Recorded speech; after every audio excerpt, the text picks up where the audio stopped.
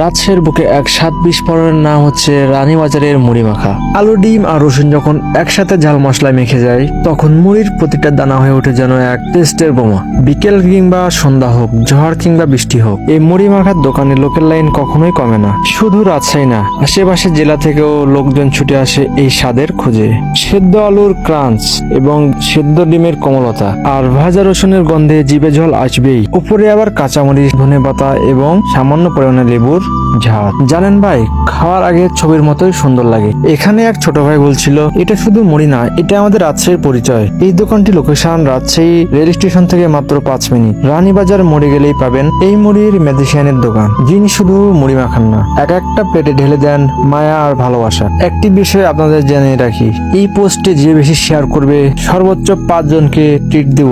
এবং রাজশাহীর আপনারা কোন কোন রেস্টুরেন্ট বা জায়গা নিয়ে ভিডিও দেখতে চান অবশ্যই কমেন্ট করে জানাবেন। এই মুড়ি মাখানোর দোকান আমরা কখনোই বন্ধ দেখিনি। আর আরেকটি বিষয় হচ্ছে, এখানে কলিজার মুড়ি মাখাও পাওয়া যায়। আপনারা চাইলে কাস্টমাইজ করে বিভিন্ন ধরনের বিভিন্ন ভাবে মুড়ি মাখানো নিতে পারেন। এক বুড়ো চাচা বলছিলেন, আমি প্রায় 5 বছর ধরে খাইতেছি, এখনো আগের মতোই টেস্ট পাই। একটা সাধারণ মুড়ি, কিন্তু এতে এমন এক ম্যাজিক আছে যা রাজশাহীর গন্ডি পের হয়ে ভাইরাল হয়ে গেছে বিভিন্ন জেলায়।